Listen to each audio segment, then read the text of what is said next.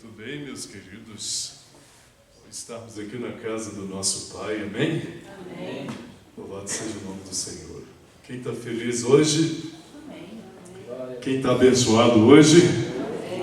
Aí sim, né? Glória a Deus. Hoje eu tenho que bater continência aqui para o comandante. Ele é o sênior, né, da igreja, né? Prazer recebê-lo aqui entre nós. Seja bem-vindo, viu? Essa semana eu sou visitante, a igreja é sua. Isso aqui é o pastor já vai para quantos anos de ministério, pastor? 30 anos. 30. Não, tem que prestar continência, né? Estou na metade, praticamente, né, comparado ao trabalho que tem desenvolvido, né? Deus seja louvado, viu, pastor? Você vai concluir a obra. Espero, em nome de Jesus, a gente continuar aí somando juntos, né? Amém. Amados, mais uma vez é um prazer estarmos aqui. Agradeço a você que veio a esse lugar, que acredita, antes de tudo, no propósito que Deus tem para a vida dessa igreja, né? E diante dos desafios que nós estamos enfrentando hoje, não são poucos os desafios. A verdade é que estamos hoje num mundo muito conturbado, né? A gente acorda já, de algum modo, numa expectativa que parece que não é acalentada durante o dia. Bem sabemos o porquê, não é? As pessoas estão desvairadamente buscando soluções em cisternas rotas. Não retém água, né? Mas você veio ao lugar certo. Você veio buscar no poço certo, né? Como fez aquela mulher samaritana. Encontrou água viva, né? Não no poço, mas naquele que estava ali próximo àquele lugar, né? Jesus é aquele que pode saciar a nossa alma. Bendito seja o nome do Senhor. Amém?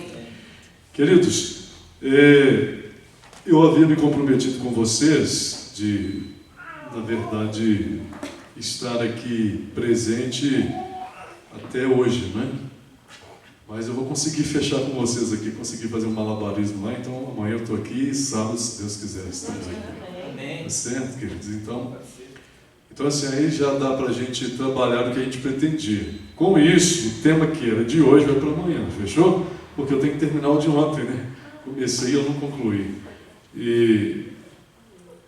Então nós vamos seguir aqui o texto de Mateus, capítulo 5. Aqui Jesus se coloca na condição de um didáskalo, né? O que é um didáskalo? Um professor, não um rabino, né? Queridos, para mim, esses capítulos subsequentes que temos aqui, entre capítulo 5 e capítulo 7, é o ápice dos ensinamentos de Jesus Cristo. Aqui nós temos a expressão do reino messiânico, que já foi declarado por Moisés.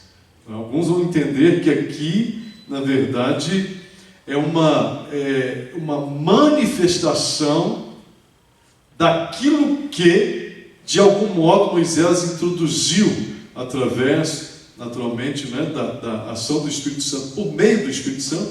No Espírito Santo, Moisés, ele vem revelar o caráter da lei. E Cristo vem efetivamente mostrar o que é a lei. E como devemos viver a experiência da lei. Da lei que traz, antes de tudo, a ordem face ao caos. E o que nos remete à lei? A lei nos remete à felicidade. Viver segundo os padrões de Deus é viver feliz. Algumas pessoas equivocadamente não conseguem entender esse pressuposto. Não que a lei ela proporcione salvação. A lei não é causa de salvação. A lei é efeito da salvação. Jesus quer mostrar aqui que a experiência no Espírito proporciona a realização suprema. Portanto, ele usa essa expressão Macários para retratar, antes de tudo, essa experiência no Espírito. Porque só pelo Espírito é que conseguiremos efetivamente viver à luz da revelação, à luz do plano de Deus. Então, toda vez que eu leio aquilo que nós vamos chamar de Sermão das Bem-aventuranças, nós precisamos enxergar nas entrelinhas a obra do Espírito para que essa felicidade, para que essa beatitude ela seja concreta em nossas vidas. Isso quer dizer, portanto, que sem o Espírito Santo, nada disso aqui será possível. Já dizia Charles Spurgeon, né? Ou o Espírito Santo ou nada.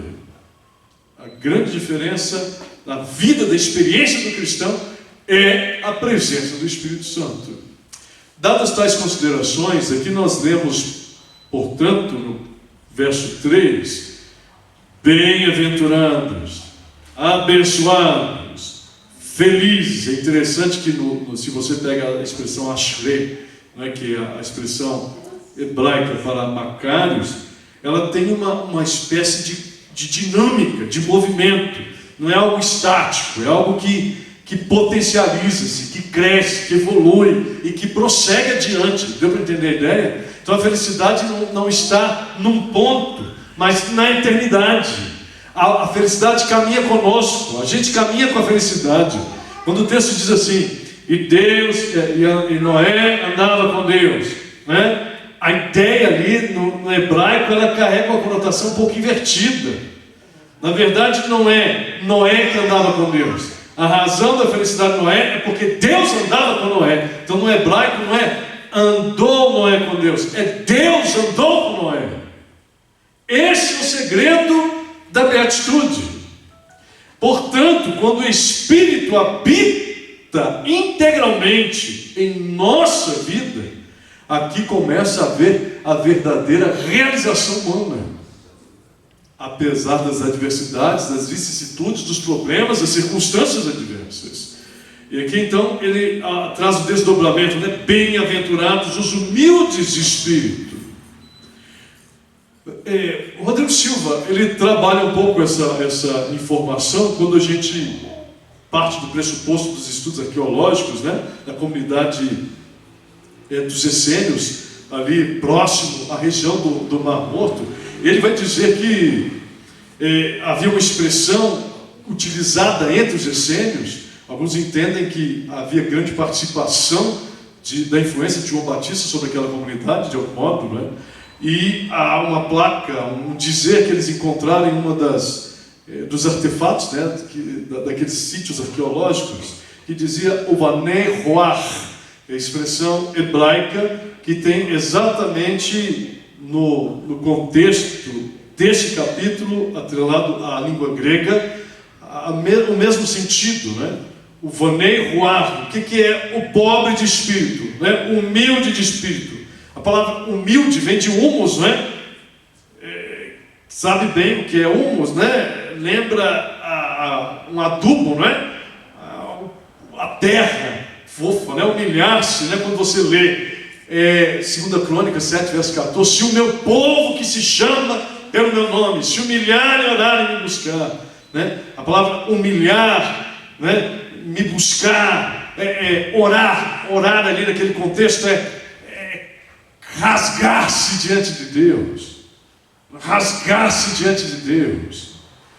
Por isso já diz o profeta Joel, nas palavras do Senhor, nos oráculos do Senhor na boca de Joel, eu não quero que vocês rasguem as vossas vestes, eu quero que vocês rasguem os seus corações. Humilhar é lançar-se no chão, no pó, né? Se você olhar o aspecto do texto em si, não é ajoelhar-se. Não estou querendo dizer que a forma do ajoelhar-se esteja correta no ato de orar, como também sentar-se ou deitar-se. Ore do jeito que você tiver condições de orar, mas ore. Até plantando bananeira, mas ore. Que você não pode deixar de orar, de se relacionar com Deus.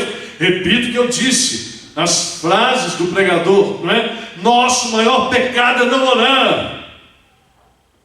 Então, humilhar-se diante da onipotente mão divina, esse é o segredo da nossa vitória. Lembrando-nos de Jacó, quando ali travou uma batalha com Deus, ele precisava ser derrotado por Deus ali. O segredo da nossa vitória é a nossa derrota diante de Deus. Quando Deus nos vence, nós vencemos. O vanei ruar representa o ato de se curvar diante do Espírito. Essa expressão aqui, portanto, é curvar-se diante do Espírito. O que quer dizer isso? Reconhecer a obra do Espírito na sua vida. Olha que interessante, né? Como é que a linguagem, a terminologia, a expressão, ela já se modifica, né? com essa interpretação. O que é um pobre de Espírito? É alguém que olha para a sua condição pecaminosa, como fez o publicano no templo, não é? Ao contrário do dito cujo, do fariseu lá, não é? Tem misericórdia de mim, Senhor. E sou pecador. Foi na humilhação de Pedro, inclusive, é que ele encontrou graça aos olhos de Deus. Eu vejo tantas pessoas petulantes, presunçosas espiritualmente, né, que se gabam de sua santidade, né, de sua falsa humildade. Me lembro de uma historinha ainda juvenil. A história não estava na lição de juvenis, mas me lembro de meu pai fazer menção da lição de adultos. Em outra ocasião parece que se repetiu. E lá se dizia de um homem que foi condecorado o homem mais humilde da cidade. Recebeu uma medalha. Ele começou a andar com a medalha em todos os lugares. Perdeu a medalha. Deixou de ser humilde. Né? Me orgulho da minha humildade. A nossa presunção espiritual. Né? Rica sou e de nada tenho falta. E aí Jesus, na boca de João, vai dizer: mas vocês precisam de ouro refinado pelo fogo. Vocês precisam de colírio para que vocês possam ver. De vestes brancas para que vocês possam se vestir da sua nudez, da sua condição espiritual, da vossa presunção. Colírio para que vejas. O colírio representa a obra do Espírito na nossa vida. Você e eu precisamos nos humilhar diante da voz do Espírito. Esse Espírito que pode fazer grande diferença em nossas vidas. Paulo vai dizer, né? Abba. O Espírito nos dá o direito de chamar a Deus de Abba. A mesma expressão que Jesus usa, segundo Joaquim Jeremias, um grande estudioso do Novo Testamento, quando Jesus faz a oração. Eu acho lindo isso, queridos. Jesus ensinando os discípulos a orar. Os discípulos oravam, mas eles não sabiam como é que... Porque eles viam Jesus orando, eles percebiam coisa diferente na oração de Jesus. A oração de Jesus não era mecânica, não era aquele decoreba enjoado, que parece travestido de solenidade, mas que não revela a essência de um adorador. Jesus chama a Deus de Abba. Querido, se eu pudesse apresentar para você esse sermão, né, da oração de Jesus, e a gente tecer um pouco da estrutura do texto que temos ali, certamente, diante do que Jesus nos ensina, a gente aprenderia a orar de forma diferente o Pai Nosso. Mas é mais ou menos assim, trazendo para a linguagem de hoje. Se Jesus estivesse orando hoje aqui entre nós, usando a nossa linguagem do cotidiano. Né? Paizinho, o Senhor que está aí e vê todas as coisas, vem logo. Essa é a tradução mais clara do texto. Paizinho, o Senhor que está vendo tudo isso daí, que habita nesse lugar tremendo, vem logo. Começa assim. Né? É como se ele estivesse dizendo: nós estamos cansados. Ele está representando a humanidade ali, toda a humanidade. E esse é humilhar-se. É deixarmos de dizer rico sou e de nada tenho falta. Curvar-se diante do Espírito. Porque Ele te deu o direito de chamar a Deus de Paizinho. Quando Jesus disse: toda autoridade me foi dada, e Ele confere essa autoridade à igreja, Jesus te dá a autoridade de chamar o Supremo, Soberano do Universo de Paizinho. Isso não é desrespeito, isso é relacionamento. É o que eu e você precisamos ter. Curvarmos diante do Espírito é reconhecer que Ele intercede por nós com gemidos inexprimíveis. Sabe o que isso quer dizer? É que Ele entende suas angústias e seus dissabores. Aquelas lágrimas que molham o travesseiro, aquele grito incontido da alma, não é? Contido na alma, não audível, mas auscultado por Deus no seu clamor. Esse Espírito que leva esse clamor como nosso intercessor. Por isso Ele é o vicário, o Filho de Deus. Ele é o vigário do Filho de Deus. E o Espírito Santo é o verdadeiro vigário do Filho de Deus, verdadeiro substituto na obra da redenção do homem. E Ele habita aí dentro do seu coração. E nós precisamos nos submeter à influência desse Espírito. Bem-aventurados os que choram, porque serão consolados. Oh, queridos, o que é chorar aqui? Hoje, coincidentemente ou providencialmente, né, eu sempre gosto de ver aquelas noticiazinhas, né, que tem nas notificações, né, e aí encontrei um relato da BBC, né, falando sobre as sinistras pedras da fome reveladas em rios da Europa. Então, eles encontraram pedras que estavam escritas, né? Só que elas só são descobertas quando tem seca, né? E eles observaram que aquelas pedras elas eram reescritas ao longo dos séculos, não é? As chamadas pedras da fome. Por quê? Porque quando a água do rio baixava o nível, afetava toda a condição daquelas civilizações, daquela população da época. E olha que eles não tinham o aparato tecnológico que tínhamos hoje. Então, faltar água naquela situação era sentenciar, é decretar uma sentença de morte para aquele povo. E nesses achados, olha só que interessante, né? Aqui diz, não é? Deixa eu ver se encontro aquela que me interessa para isso. Olha só, inicialmente, né? Eles encontraram escritos do ano de 1417, retratando a ideia da fome, né? 1616, 1707, 1756, todas as situações em que houve grande seca lá naquela região. 1790, 1800, 1811, 1830, 1842, 68, 1892, 1893. Né? Tudo isso encontra lá na pedra. Mas olha só o que diz aqui. Quem uma vez me viu, se referindo à pedra, né? Chorou. Quem me vê agora vai chorar.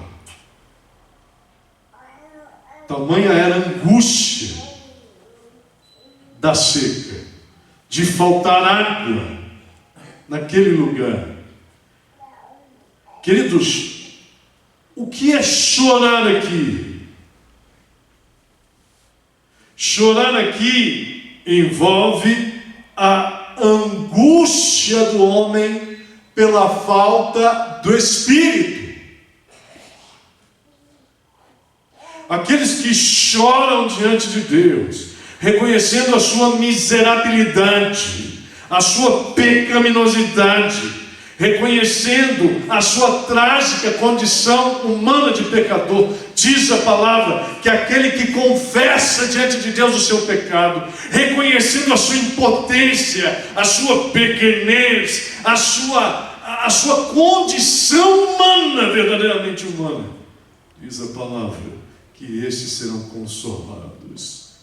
Quem é o Consolador? O Paráclito, o Consolador. Aqueles que choram clamando pelo Espírito, estes terão o Espírito. Abençoado é você que reconhece o estado que você se encontra. Não diz para si mesmo, rico sou ou rica sou e de nada tenho falta. Nossa maior necessidade é do Espírito, queridos, que nos convence do pecado, da justiça e do juízo. E eu tenho uma interpretação para esse evento, que para mim ele tem um cunho profético. Não dá para trabalhá-lo aqui. Mas sabe qual é a obra do Espírito nesse sentido? A gente tem aquela tendência de dizer, ele convence do pecado, da justiça. Óbvio, né? Eu preciso do Espírito para que eu reconheça o meu estado pecaminoso. É óbvio, né? Porque é Ele que me convence da justiça que é Cristo Jesus, né? e naturalmente ele me liberta do juízo. É uma interpretação interessante, mas eu não consegui entender isso, porque, afinal de contas, o Espírito já não fazia isso lá desde o Éden. Quem que convenceu Adão do pecado, da justiça e do juízo nesse sentido? Davi, no Salmo 51, tem misericórdia de mim, ó Deus. Ele vai dizer, não apagues de mim o teu Espírito. Quem é que convenceu Davi do seu pecado? Quem é que convenceu da justiça? Quem convenceu do juízo? Então eu não consigo entender que o Espírito ele trabalha a partir daquele momento nesse sentido.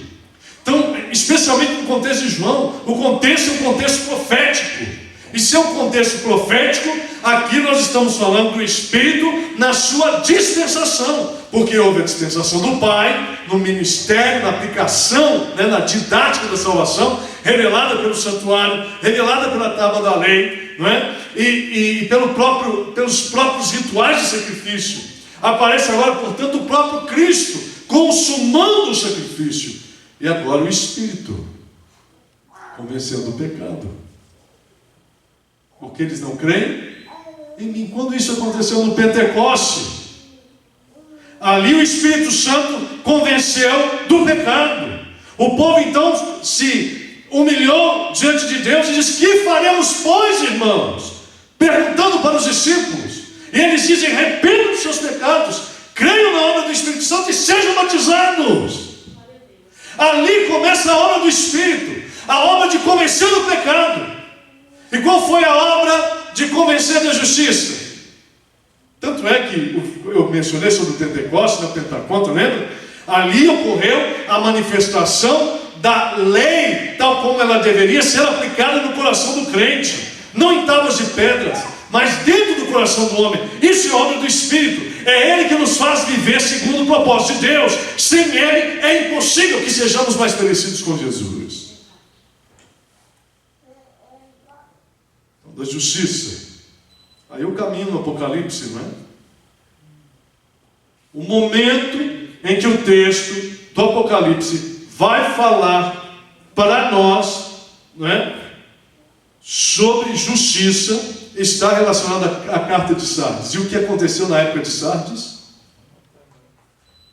A reforma protestante, onde foi exaltada a justificação pela fé, a justiça de Cristo que salva da condenação do juízo. E a terceira obra do Espírito na dispensação de seu ministério, o juízo investigativo, 1844. Então, para mim, convencer do pecado, Pentecoste, chuva temporã, convencer da justiça, 1517, reforma protestante, justificação pela fé, o justo viverá pela fé, a restauração da verdade e o juízo, 1854, juízo investigativo, o juízo vindicativo e o juízo executivo, o juízo de Deus. Essa é a obra do Espírito em todo a sua dispensação na face da terra, nas nossas vidas. Quando ele cumprir esse objetivo, ele vai sair da terra, não sairá dos cristãos, porque eles já foram selados, para que então Jesus Cristo possa voltar, porque ele cumpriu a sua missão. Então chorar aqui representa reconhecer que eu preciso do Espírito Santo. É o Espírito que em nós manifesta poder para dominar nossas vontades. Bem-aventurados os mansos. A palavra manso aqui quer dizer domesticado, adestrado. Quando Paulo vai dizer, no capítulo 7, eu quero fazer a vontade de Deus, mas dentro de mim existe uma lei contra a lei da vontade de Deus, que é a lei do pecado. E então ele grita dizendo, miserável homem que sou, quem me livrará do corpo dessa morte? Que estado desesperador, que angústia. Paulo ali se reportava a sentença de morte daquela época, uma vez que alguém era condenado pelo homicídio, a condenação se dava em carregar o corpo daquele a quem ele matou.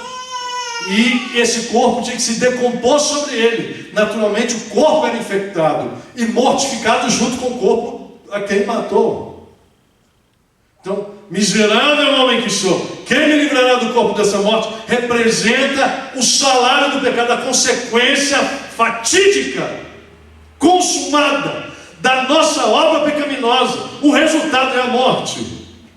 E Paulo então vai dizer, se existe isso dentro de mim, esse conflito de naturezas, eu não vejo mais solução. Mas graças a Deus ele clama dizendo, né? Miserável homem que sou, quem me livrará do corpo dessa morte? É desse choro que nós precisamos, queridos, para que nós sejamos adestrados por Deus.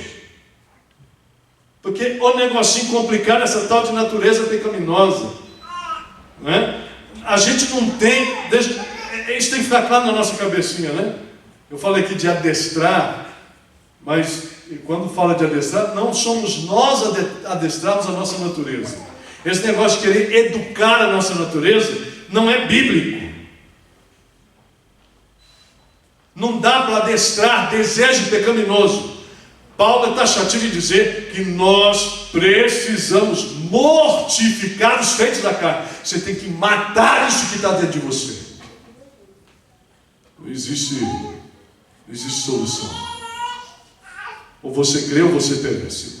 Você tem que matar essa natureza. Quem é que vai fazer isso por você? Você não consegue fazer por si mesmo. Queridos, é terrível. É terrível. Amados, eu tive uma habilidade tremenda para abandonar a carne. Já na minha condição de juvenil, né? Conheci a mensagem adventista, aprendi que não deveria comer carne. Cara, me senti o máximo. Me senti um super-homem, pastor Paulo. Invencível, imbatível, né? Poxa, todo mundo que tinha dificuldade para parar de comer carne, eu parei. Me tornei mais santo, me tornei tão santo que eu comecei a apontar o dedo na frente da minha mãe e disse: tem pecado, come carne. Oh, miséria, irmãos. Irmãos, hoje eu digo que é burrice, meu Deus, que burrice. Não é? É claro que seria bom deixar de comer carne, não achei ruim porque eu parei de comer carne. Mas o bendito, o desgramado do açúcar ainda está aqui insistindo. Irmãos, eu não posso ver uma barrinha de chocolate, irmãos. Se eu compro aqui, está aqui as testemunhas. É um conflito que eu enfrento tão grande que eu traio minha mulher comendo chocolate. Chocolate às vezes é mais forte. Às vezes eu tenho que esconder a barra de chocolate para ninguém ver, porque eu quero chocolate. O açúcar. Entende o que eu estou querendo dizer, queridos? O que adiantou eu parar de comer carne? Ele não vai dizer, melhor parar de comer açúcar do que comer carne. Parar de comer carne. E é fato, queridos. Então é uma batalha. É para Deus chegar e humilhar a nossa glória e dizer aí, ô miserável, pobre, cego e nu. Onde é que está a tua força? A sua força, a sua suficiência está em mim, meu filho. Não estou dizendo que a gente não deva lutar, né, para nos disciplinar, mas por favor, não se coloque no pedestal da santidade. Lutero dizia que quanto mais próximo de Deus, mais pecador ele se sentia. Tamanha a glória de Deus, que quando nós olhamos para a glória de Deus, e contrastados com a nossa condição, a gente se torna miserável. Porque é pureza demais diante dos nossos olhos, é santidade demais diante dos nossos olhos. Quanto mais santos nos tornamos, mais pecadores reconhecemos que somos.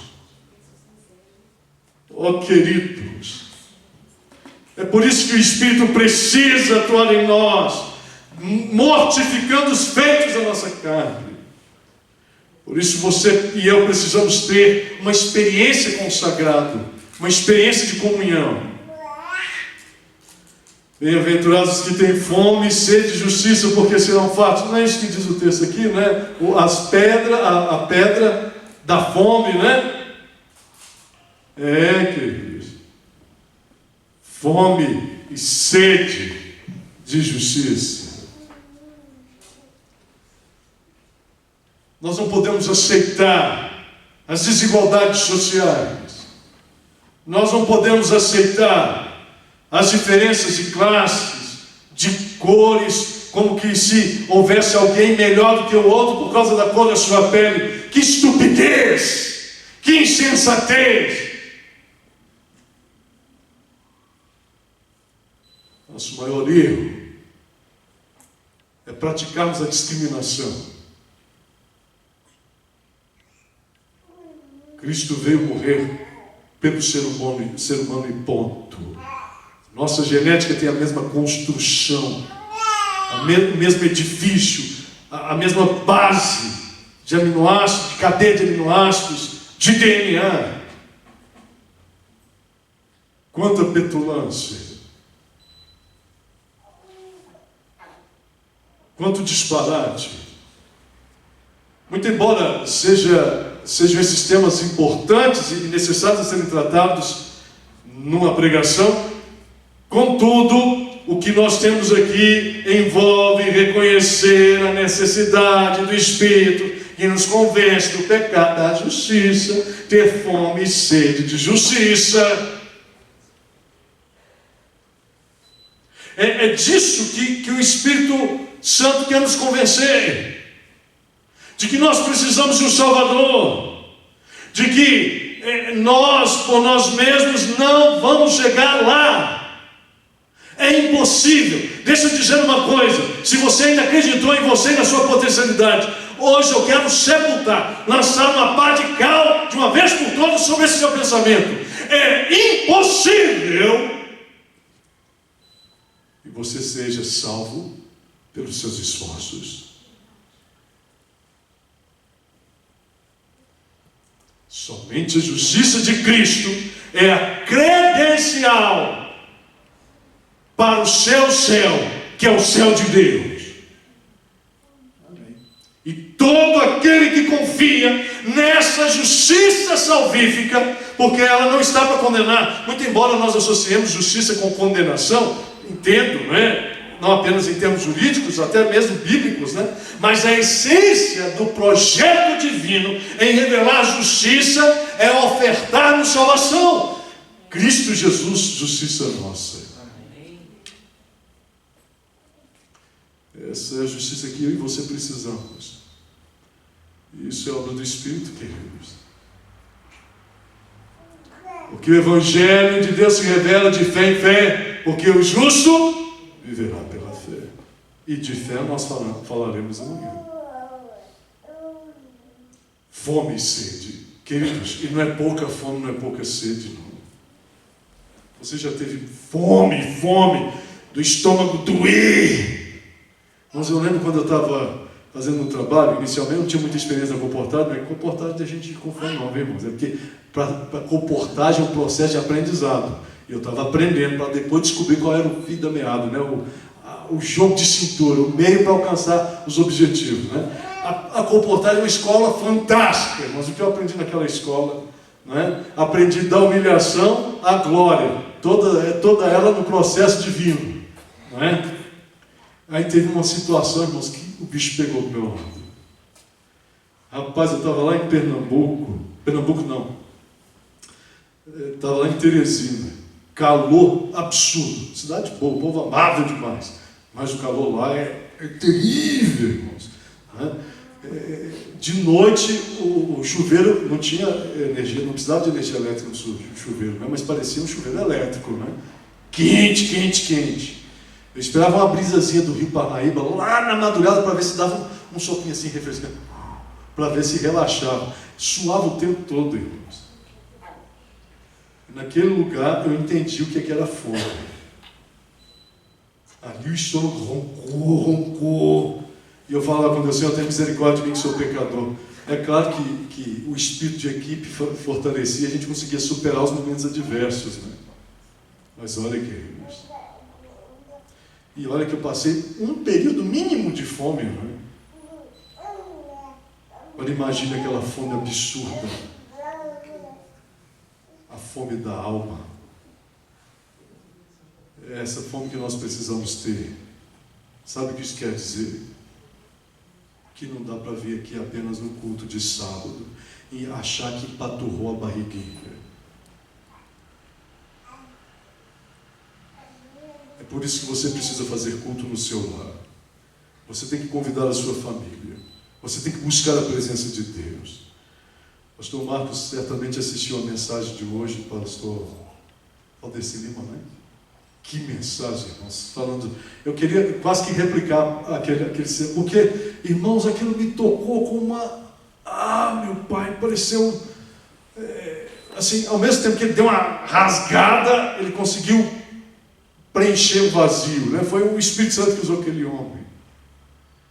E é isso que é ter fome e ter sede. Mordomia cristã, a gente fala de mordomia cristã, né? E as pessoas, elas equivocadamente trabalham da causa para o efeito, né? Aliás, do efeito para a causa, né? Não é, querido, se você não está dizimando, eu sempre digo para o meu rebanho, eu não estou preocupado essencialmente com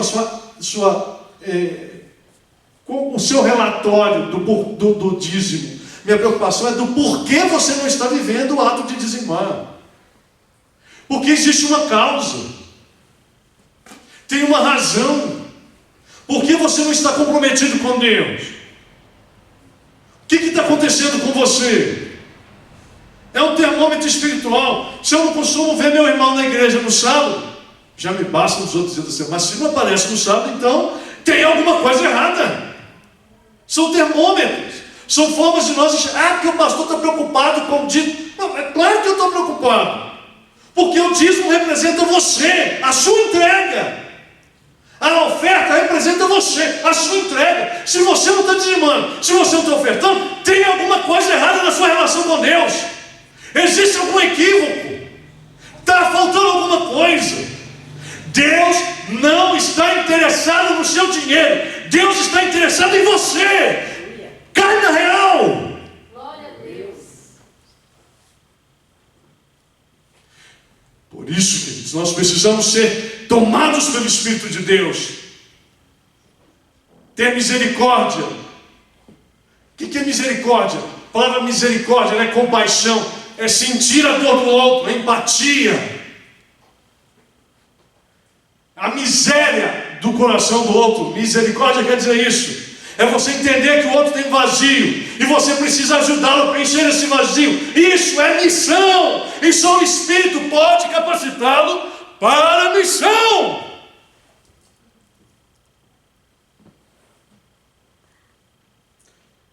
É olhar com simpatia, mas doar-se com empatia. É vestir o descamisado, é visitar os enfermos, os presos. Lembra quando eu falei daquele homem lá no presídio? Se eu não estivesse lá para declarar o amor de Jesus para aquele homem, queridos, bem-aventurados os limpos de coração, porque verão a Deus. Vocês precisam de colírio para que vocês vejam. E essa obra começa onde? Deus tira esse coração de pedra e transforma no coração de carne e implanta em nós a sua lei. Quem é que faz isso? O Espírito Santo.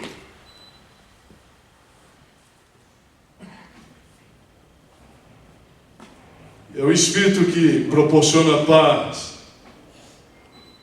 E portanto aquele que vive no Espírito é um pacificador, porque ele tem paz dentro do seu coração. O mundo, não tem aquela música, né? Pode cair o mundo, estou em paz. Não é isso? Pode cair o mundo, que estou em paz. É dessa paz que o mundo precisa. Quando diz bem-aventurados os pacificadores, Jesus está dizendo, ofereça uma paz que só eu posso dar. A paz é Cristo. Nós, portanto, como seus representantes, somos seus porta-vozes, como Ele é o porta-voz da paz. Queridos, e quando você viver tudo isso, aí vai reinar a felicidade, a beatitude. Amados, ontem trabalhamos de uma forma mais enfática esse conceito, né? Então não vou trabalhá-lo aqui com vocês, mas permita-me traduzir assim poucas poucas palavras, né? O que isso tudo diz para mim, através dessa música, né? Que você certamente já ouviu. Para mim ela sintetiza todo o pensamento da teologia cristã. Não foi composta por um adventista, lamento, não foi. Beber uma aguinha aqui, molhar com ela aqui, viu?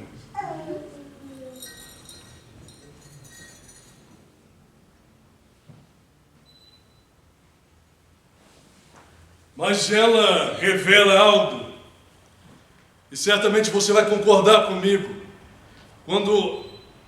e aqui é a síntese da felicidade. O que é felicidade? Felicidade é amar como Jesus amou.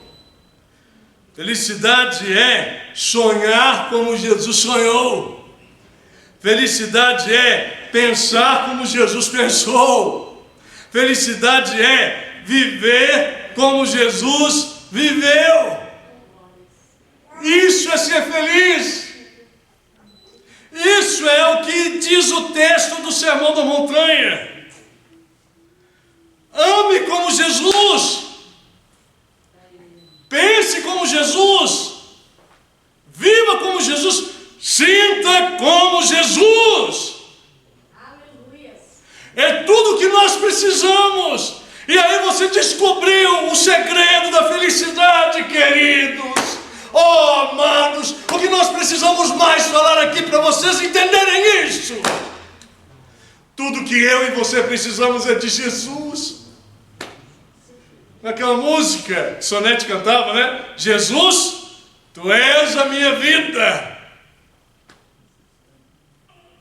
Eu quero convidá-los hoje, em nome de Jesus, a viver como Jesus. E aí vocês não vão se preocupar mais com o relógio. Vocês vão entender porque a minha vontade é fazer a vontade do Pai. Aí vocês vão entender que você não precisa de um cartão de crédito para ficar sustentando a sua presunção, o seu orgulho, os seus desejos. O que você precisa é investir na pregação do Evangelho para ganhar almas para o reino de Deus. Por favor, queridos, foi isso que Jesus fez, a sua maior oferta. Tudo de mim em resposta ao tudo de Deus. E quando nós entendermos isso, Jesus então virá buscar os seus, diz Ellen G. White. Ela diz algo que eu acho lindo, né? Quando o verdadeiro caráter de Cristo manifestar sobre a igreja. E alguns eles entendem, falam da perfeição, né, do caráter de Cristo, como se nunca mais pecássemos na terra. Não, por favor, quando o verdadeiro amor de Cristo for revelado no caráter da igreja, então ele vai buscar os seus.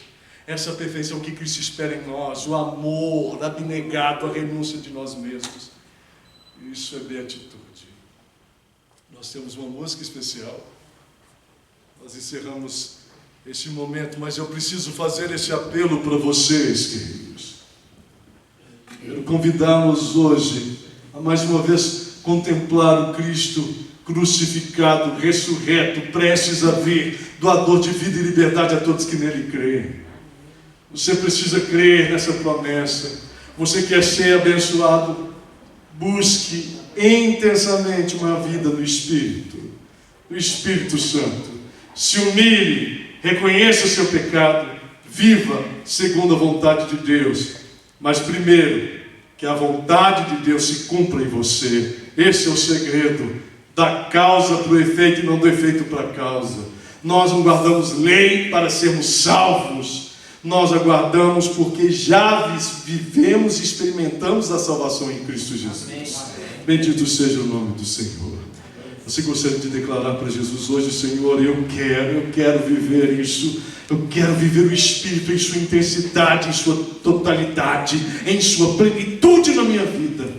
Bendito seja o nome do Senhor, em nome de Jesus. Sim.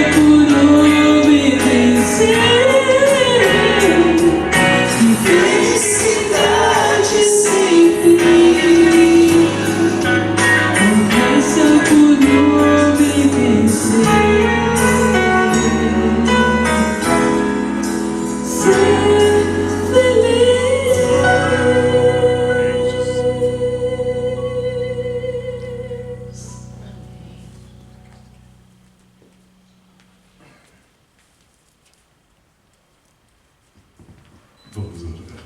Querido Deus, obrigado, Senhor. Obrigado porque Tua palavra, ela preenche o nosso coração de tal maneira. E, Senhor, quando nós vivemos por ela, nada mais queremos.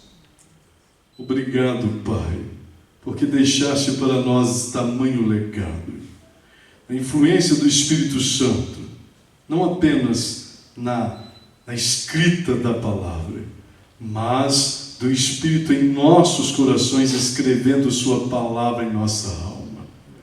Senhor, saímos daqui, mas ajuda-nos a sair como Jesus sairia, recarregado para cumprir Sua missão.